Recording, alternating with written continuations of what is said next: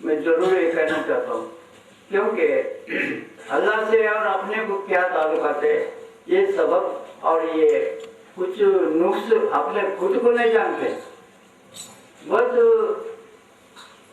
اس کو نیند کی غنوں کی طاری ہو جاتی ہے۔ تو جیسے ہی نیند کی غنوں کی طاری ہوتی ہے تو آپ اپنے وعظ و تقریر کو بند کرتے ہیں اور سبوں کو ہٹاتے ہوئے اس سونے والے آدمی کے قریب میں آ کر باادب ٹھہرتے ہیں کچھ لمحے۔ اس کے بعد سارے لوگ پریشان ہوتے ہیں، تو وہاں ٹھہرنے کے بعد پھر واپس آپ آ جاتے ہیں کچھ لمحے ہونے کے بعد سے، پھر آ کر جہاں سے آپ اپنی تقریر کو روکے تھے پھر تقریر شروع کر دی۔ تقریر پوری ختم ہونے کے بعد آپ کے مریدین آپ کے ساتھ حاضر ہوئے۔ سرکار آج تک کبھی ایسا معاملہ ہم دیکھے نہیں کہ اچانک آپ تقریر کے دوران میں ایک سونے والے شخص کے پاس نیند کی غنوں کی طاری ہوئی، وہ سو رہا ہے اور سوتے ہوئے آدمی کے پاس آپ جا کر سبوں کو ہٹاتے ہوئے باادب ٹھہرے، کیا بات ہے؟ پھر اس کے بعد کچھ لمحے کے بعد آ کر اپنی تقریر کو شروع کر دی۔ سرکار اس کی وضاحت فرما دیجیے۔ تو آپ فرما رہے ہیں دیکھو آج اللہ نے اس کی تقدیر کو بدلنے کا دل لا لیا تھا کہ سیدنا شیخ عبد القادر جیلانی رضی اللہ تعالیٰ کے بیان میں وہ صادر تھا۔ جب پیران پیر کا بیان چل رہا ہے تو آپ کو معلوم ہوا کچھ لمحے میں جب اس کو نیند کی غنوں کی آ رہی ہے تو اس کے خواب میں اللہ کے حبیب صلی اللہ علیہ وسلم جلوہ افروز ہونے والے تھے۔ تو حضور سیدنا سرکار غوث پاک رضی اللہ تعالیٰ عنہ بیان کرتے کرتے سونے والا خواب میں کیا دیکھ رہا ہے وہ تک حضور غوث پاک دیکھ رہے ہیں۔ یہ ہمارے پیروں کی پیر کی وشان ہے۔ تقریر بھی کر رہے ہیں، کسی کو نیند کی غنود بھی آ رہی ہے تو اس نیند کی غنودگی میں اس کا عالم کیا ہو رہا ہے، اسے خواب کیا ہو رہا ہے، وہ بھی سیدنا سرکار غوث پاک رضی اللہ تعالیٰ عنہ دیکھ رہے ہیں۔ تو آپ فرماتے ہیں کہ اللہ کے حبیب صلی اللہ علیہ وسلم اس کے خواب میں تشریف لانے والے تھے۔ جب رسول پاک صلی اللہ علیہ وسلم تشریف لائے تو میں واس کیسے کرتا، اس وجہ سے میں اپنی تقریر کو بند کیا اور جا کر باادب وہ سونے والے آدمی کے پاس میں ٹھہرا، اس وقت تک ٹھہرا اللہ کے حبیب اس کے خواب میں جب تک جلوہ افروز تھے اس وقت تک میں ٹھہرا۔ اس کا خواب مکمل کر کر اللہ کے حبیب تشریف لے گئے تو میں بھی واپس آیا اور میں اپنی تقریر کو شروع کیا۔ دیکھیے یہ فضیلت ہے جب اللہ والوں کے جلسوں میں اللہ والوں کی عظمتوں کو جو ہے سننے کے لیے جب حاضر ہوتے ہیں، نئے معلوم ان کی نیت سے پاکیزہ نیت لے کر آتے ہیں تو ہمارا آنا بھی اللہ کو قبول ہو جاتا ہے۔ اور یہاں بیٹھتے بیٹھتے اگر ہمارے کو نیند کی غنود بھی آ گئی تو ایسے وقت میں نئے معلوم کہ ہماری تقریروں میں کیا چار چاند لگنے والے ہیں۔ اللہ کے حبیب صلی اللہ علیہ وسلم جلوہ افروز ہوتے ہیں، حضرت پیران پیر تشریف لا سکتے ہیں۔ تو یہ نیک بابرکت محفلوں میں اسی لیے سے آدمی جو ہے حصہ لے کر وقت نکال کر جانا چاہیے اور عقیدہ اچھا رکھنا چاہیے۔ یہ ایسی ایسی بڑی عظمتیں ایسی ایسی برکتیں ہوتی ہیں ایسے نیک محفلوں میں شرکت کرنے سے۔ تقدیروں کو اللہ تعالیٰ بلند و بالا فرماتا ہے، ہماری تقدیروں کو بلند و بالا فرماتا ہے۔ ان الذين يبايعونك انما يبايعون الله يد الله فوق ايديهم فمن نكث فانما ينكث ومن اوفى بما عهد عليه الله فسيؤتيه اجرا عظيما۔ سورہ فتح کی آیت ہے اور یہ آیت بیعت کے تعلق سے ہے۔ ہم سلسلے میں داخل ہی نہیں ہوں گے تو ہمارے لیے جو ہے بیعت کیا ہے اور ہمارے لیے کیا چیز ہے ہم کو اس کا علم نہیں ہوگا۔ تو پیرانی طریقت میں اگر آدمی اگر آ کر اور سلسلے میں داخل ہو کر کسی کامل پیر کے پاس جا کر بیعت لیتا تو اسے دین و دنیا کیسی گزارنا جب اس کو جو ہے یہ چیز معلوم ہوتی۔ حضرت پیر نجم الدین کبریٰ رحمۃ اللہ علیہ کے بارگاہ میں حضرت پیر فخر الدین غازی رحمۃ اللہ علیہ ایک مرتبہ تشریف لائے تھے۔ اے حضرت فخر الدین غازی رحمۃ اللہ علیہ، حضرت پیر نجم الدین کبریٰ رحمۃ اللہ علیہ بارگاہ میں حاضر ہوئے، سرکار مجھے اپنا مرید بنا لیجیے۔ الحمدللہ اتنے بڑے عالم دین تھے انہوں، جب آپ کے پاس حاضر ہوئے مرید بننے کے لیے تو بولے ٹھیک ہے بیٹھ جائیے۔ جب آپ ان کے قلب کی طرف نظر ڈالنے کے بعد یہ عالم ہو رہا تھا کہ ان کا جو علم دنیا جو حاصل کرے تھے اس علم کو نکالنا چالو کرے تو کانوں میں سے جو ہے دھواں بن کر جو ہے نکل رہا تھا تو گھبراہٹ ہو رہی تھی۔ تو بولے حضور یہ کیا کر رہے ہیں؟ فرمائے کہ تمہارے سینے کے اندر جو علم ہے میں اس علم کو نکال رہا ہوں، اس کے بعد میرے سینہ کا علم تمہارے سینے میں داخل کروں گا۔ تو آپ فرمانے لگے حضور بڑی محنت اور مشقت کے ساتھ میں یہ علم کو حاصل کیا ہوں، پھر یہ ایسے علم اگر نکالیں گے تو کیسا؟ تو بولے جاؤ تم کو تمہارا علم مبارک، آپ کو نہیں بنائے۔ تو ہوا یہ آخری وقت جب جیسے کہ موت کا وقت جب قریب آ گیا تو سکرات کا وقت جب قریب آ گیا تو آپ بہت بڑے عالم دین بھی تھے الحمدللہ، اور اس وقت میں جو ہے شیطان ایک ورورٹ لے کر ڈالا، اے فخر الدین غازی تم اللہ کو ایک مانتے ہو اور اللہ کو ایک ماننے کی کیا دلیل ہے ذرا بتاؤ۔ تو آپ دیکھتے دیکھتے 313 دلیل بتائے اس کو، اللہ یہ ہے یہ ہے یہ ہے یہ ہے یہ ہے، ایسا مفصل جتنے دلائل پڑے تھے آپ اتنے دلائل اس کے سامنے رکھ دیے۔ اس کے بعد شیطان ایک ایسا سوال کیا ان کے سامنے، پورے دلائل ختم ہو گئے۔ فرمائے کہ 313 دلیل کے بعد شیطان ایک ایسا سوال کیا، اے فخر الدین غازی اللہ کو ایک ماننے کے لیے بغیر دلیل کے بتاؤ کہ اللہ کیسا ایک ہوگا۔ تو آپ وہ ایک دم وسوسے میں گھبراہٹ میں ہو رہے تھے۔ ادھر پیر نجم الدین کبریٰ رحمۃ اللہ علیہ ہزاروں کلومیٹر کا فاصلہ تھا، ایسے ہزاروں کلومیٹر کے فاصلے کے اوپر اپنے مریدین کے ساتھ وضو فرما رہے ہیں، اور وضو فرماتے فرماتے کیا فرما رہے ہیں، میرا مرید نہیں بنا تو نہیں بنا، کیا ہوا ایک مرتبہ میرے بارگاہ میں مرید بننے کی نظر سے آ گیا تھا۔ اے فخر الدین غازی اللہ کو ایک ماننے کے لیے کسی دلیل کی ضرورت نہیں، کہہ دو بے دلیل قل هو اللہ احد، ادھر زبان سے نکل گیا، ادھر کلمہ شہادت پر ایمان پر خاتمہ ہوگا۔ تو یہ وہ مقام ہے، یہ عظمت بزرگوں کا وہ مقام ہے، اور یہ جو ہے وہ عظمت ہے کہ یہ اللہ والوں کے بارگاہ میں حاضر ہونے سے، دست بیعت کرنے سے پیر کا وہ مقام ہے۔ یہاں بھی نجات ہوگی وہاں بھی نجات ہوگی۔ اگر کسی اسکول کے اندر ہم پڑھ کر نکلتے ہیں، کسی کالج سے پڑھ کر نکلتے ہیں، ہمارا کو ایک سند اور سرٹیفکیٹ دیتا ہے کہ ہم ڈگری حاصل کر چکے ہیں، لیکن یہ وہ ڈگری ہے اللہ والوں کی جس کو یہ وہ سند ہے۔ پیر جب سلسلے میں داخل ہونے کے بعد اپنا شجرہ لکھ کر دے سکتا ہے تو قبر کے اندر کوئی چیز نہیں لے کر جا سکتا ہے، بلکہ اپنے پیر کا شجرہ ساتھ لے کر جا سکتا ہے۔ اتنا اللہ نے اتنا بڑا کرم فرمایا، یہ کالج کی سند اور سرٹیفکیٹ تمہاری قبر میں رکھنے کی اجازت نہیں دیتی، لیکن اللہ کا کتنا بڑا کرم ہے کہ سلسلے میں داخل ہونے کے بعد اپنے پیر کا شجرہ اپنی قبر میں ساتھ رکھتا ہے۔ اگر اس کا عقیدہ اچھا ہو اور اس عقیدے کی بنیاد کے پر اگر ایمان پر اگر خاتمہ ہوگا تو وہ سجدہ یہاں بھی کام میں آئے گا وہاں بھی کام میں آئے گا۔ اسی لیے بیعت جب کرا تو بیعت کا طریقہ معلوم ہونا چاہیے، اور گناہوں سے بچنے کے لیے آدمی کو جو ہے اللہ تعالیٰ کئی ایسے چیزیں اللہ والوں کی ہمارے پاس اللہ تعالیٰ ایسے مثال ہے الحمدللہ۔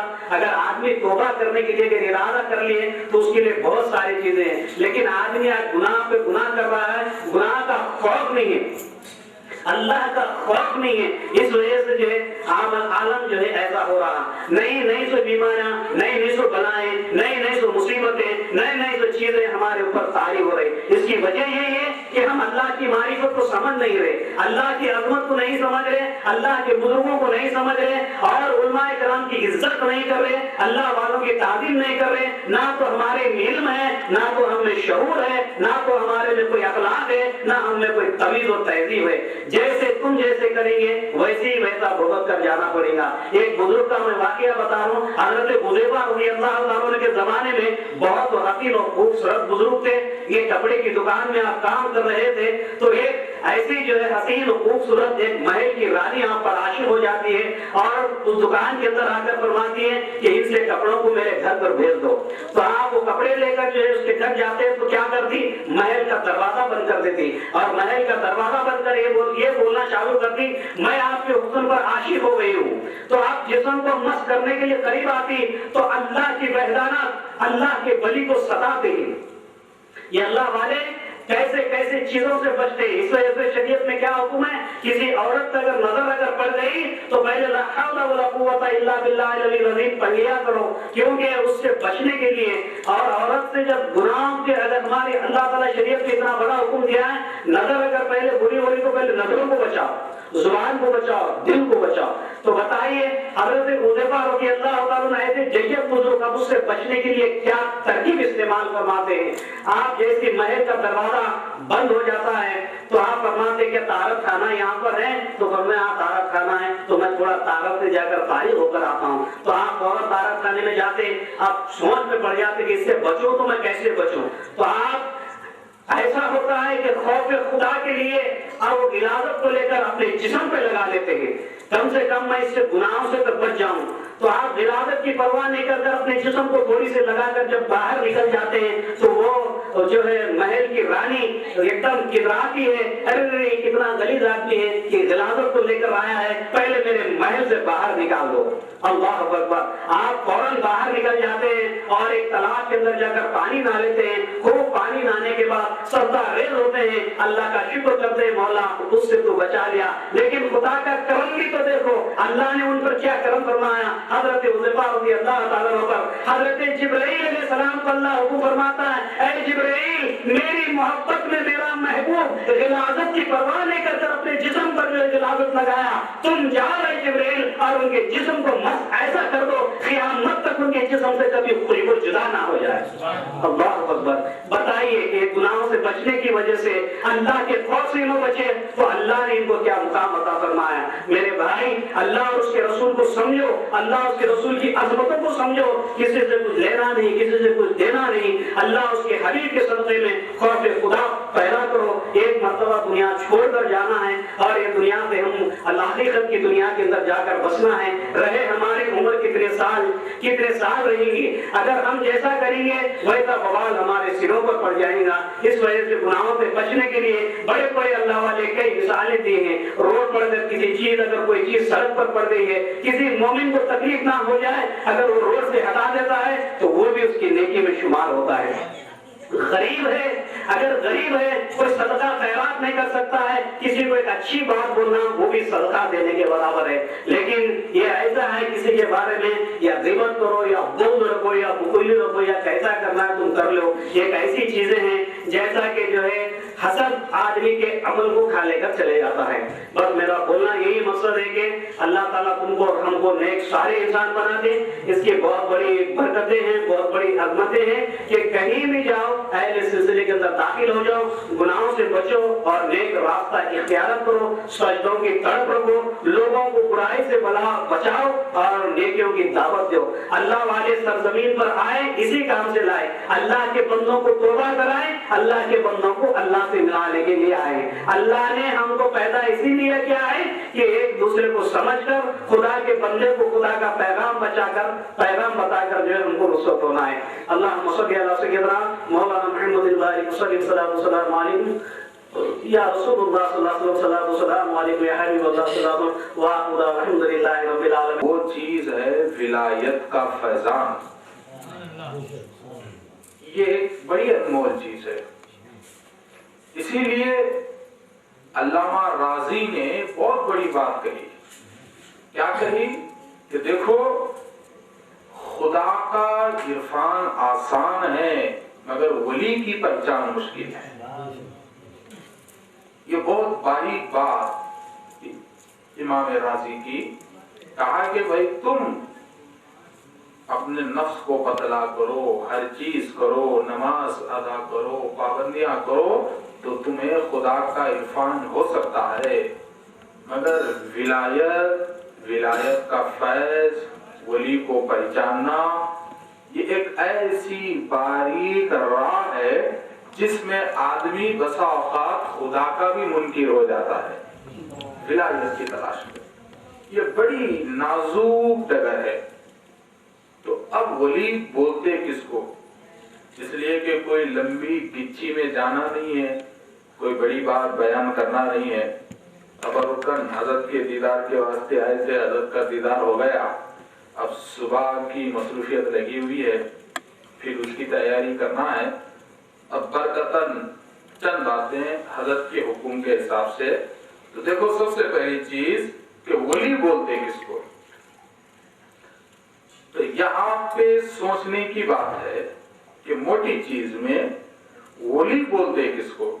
تو اب یہ ولی عربی لفظ ہے، عربی لفظ ہے۔ اب اس ولی کی اگر عالمانہ تشریح کی جائے تو اس کے 18 معنی شریعت میں موجود، 18 معنی، اور ہر معنی میں شرک موجود، 18 معنی اور 18 معنی میں شرک موجود۔ اور یہ ایک معنی بغیر مرکب کے پورا نہیں ہوتا، کسی میں مفرد ہے ہی نہیں، جدا جدا جڑے ہوئے 18 معنی، اور ہر معنی میں کوئی نہ کوئی جڑا ہوا ملتا، کوئی جدا معنی، اکیلا معنی نہیں ملتا۔ آخر کار ایک بڑا مشہور سمجھ میں آنے والے معنی کو مفسرین مقرر کیے کہ ولی کے معنی ایک ہوتے ہیں ملے ہوئے کے، اور دوسرے ہوتے ہیں سمائے ہوئے کے، اور تیسرے ہوتے ہیں گم ہونے والے کے، اور چوتھے ہوتے ہیں مدد کرنے والے کے، چوتھے ہوتے ہیں مدد کرنے والے کے، پانچویں ہوتے ہیں ساتھ دینے والے کے، اور چھٹویں اس کے اندر یہ بھی ہوتا ہے لفظ ولی الا پر بھی اگر لایا جائے تو لے جانے والا بھی ہوتا ہے، کہ بھئی راہ بتانے والا، رخ بتانے والا۔ تو اب خانقاہی ترجمہ اگر ولی کا لیا جائے تو خانقاہی ترجمے پر بھی علماء کیا حق ہونے کا فتویٰ ہے کہ ولی کے ایک بڑا مشہور معنی یہی ہے کہ دوست، مشہور معنی یہی ہے کہ دوست، مشہور معنی ہے قریب والا۔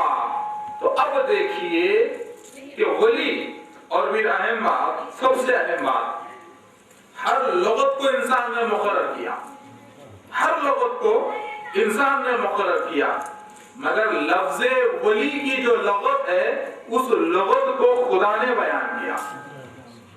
یہ کسی عربی گرامر نے مقرر نہیں کیا ولی کے جملے کو، ولی کے جملے کو، بلکہ یہ قرآنی لفظ ولی، یہ نہ تو عمر القیس کے دور میں ملے گا، نہ کسی اور کے دور میں ملے گا، کسی کے دور میں نہیں ملے گا، بلکہ لفظ ولی یہ قرآنی جملہ ہے، رب نے خود کہا، اور آگے ایک اور لفظ لگا کے کہا ولی اللہ، یہ اللہ کے دوست ہے، یہ اللہ کے دوست ہیں، یہ اللہ کے قریب والے ہیں، یہ اللہ کے چاہنے والے ہیں، یہ اللہ کی طرف بلانے والے ہیں، یہ اللہ ہی کے لیے مرنے والے ہیں، اور یہ اللہ میں مرنے والے ہیں، یہ اللہ میں مرنے والے ہیں۔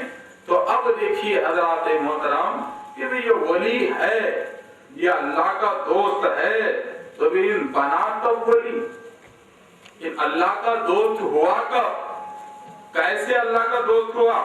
کیا ہوٹل میں بیٹھے بیٹھے اللہ کا دوست ہوا؟ صبح میں خلافت لیا، شام میں اللہ کا دوست ہو گیا ہے، ولی ہو گیا؟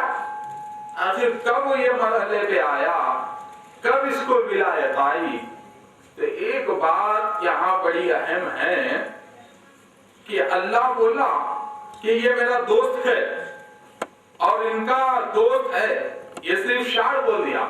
اب ولایت کا مکمل تعارف ہونا ہے تو ادھر رسول اللہ بتا رہے کہ ولی ہوتا کیسا ہے، رہتا کیسا ہے، اور اس کے پاس اتنی طاقت کیسے آتی ہے۔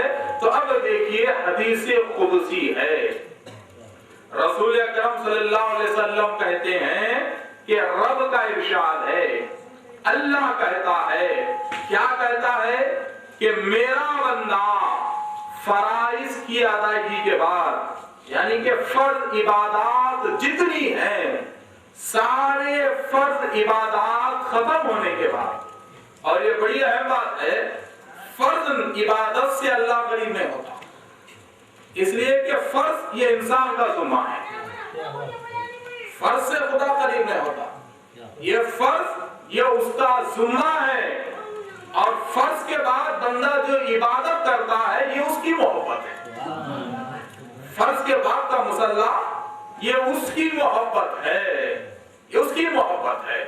تو اسی لیے ذرا دیکھو رب یہاں کہتا ہے کہ فرائض جب ختم ہو جاتے ہیں تو فرائض کے تکمیل کے بعد رات کی تنہائی میں، رات کی تنہائی میں بے مطلب، بے لوث، بغیر کسی نیت، بغیر کسی حاجت کے، رات کی تنہائی میں میرا بندہ میری عبادت کرتا ہے، میری عبادت کرتا ہے۔ اب یہاں امام بخاری نے اور ایک اچھا حاشیہ لکھا، اور حاشیے میں کہا کہ نفل عبادت، نوافل کی جب وہ بندہ کثرت کرتا ہے، کثرت کرتے جاتا ہے، نوافلہ پڑھتا گیا، پڑھتا گیا، پڑھتا گیا، پڑھتا گیا، پڑھتا گیا، تو ایک نفل سے بھی کچھ نہیں ملا، دو نفل سے بھی کچھ نہیں ملا، ایک دن کی عبادت سے کچھ نہیں ملا، دو دن کی عبادت سے کچھ نہیں ملا، بلکہ یہ حدیث میں، حدیث قدسی اللہ کہتا ہے کہ میرا بندہ इबादतें करता चला गया, करता चला गया, करता चला गया, और वो रात की तन्हाई की जब इबादत करता है तो इबादतें करते करते वो मेरे करीब पहुंच जाता है। अब कितने करीब पहुंच जाता है तो रब कहता है कि वो उस इबादत के जरिए वो मेरे इतने करीब पहुंचता है, इतने करीब पहुंचता है कि उसके और मेरी गुर्बत का मामला ये हो जाता है कि आप उसके होते हैं, देखना रब का होता है। आप तो उसके होते हैं, देखना रब का होता है। कान तो उसके होते हैं, सुनना रब का होता है। जुबान तो उसकी होती है, बोलना रब का होता है। हाथ तो उसका होता है, देना रब का होता है। बल्कि हदीस में यहाँ तक आया है कि कदम तो उसका होता है मगर चलना खुदा का होता है। यहाँ तक आया है कि कदम तो उसका होता है मगर चलना खुदा का होता है, चलना खुदा का होता है।